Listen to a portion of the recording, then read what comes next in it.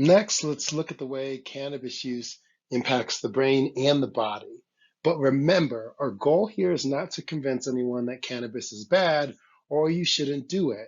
We don't assign morality to weed. On the inverse, our goal is not to convince you to do it or to endorse the use of weed or cannabis either. Instead, the goal of this section is to make sure you're approaching the topic with all the facts to make the best decision for you. You're the best expert on you.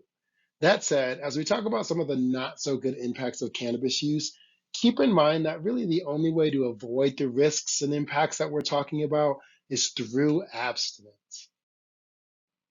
So, with that said, let's talk use and risk. We're going to talk a bit about what impacts cannabis can have on the brain and the body, but it's important to understand the role frequency of use plays in that and what contributes to the extent of risk you have to experience these impacts. Some folks are more genetically predisposed than others to experience the not so good impacts of cannabis, and some are more likely to experience it based off things like how often they use cannabis and the way they use it. Recreational use is considered use less than weekly, whereas regular use is at least weekly for a period of a few months to years. Heavy or acute use is getting into use several times a week for months or more. And as you go down this spectrum, the impacts we're going to be discussing will be more likely and chances are more severe. Frequency isn't the only factor to consider, though, when trying to gauge how likely you are to experience some of the impacts we're going to talk about and to what extent. There are all sorts of things to consider and think about.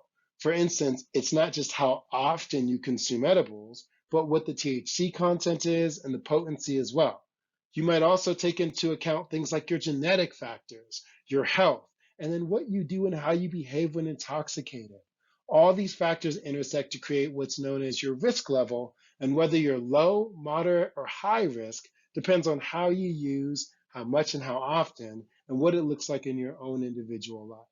So, before we move on to what those impacts look like, take 5 minutes or so to complete the survey at the link below. It's anonymous, but it's going to give you some really great context into where you fall on this spectrum before we move on to the impacts and harm reduction strategies. Seriously, give it a go before we move on to the next section.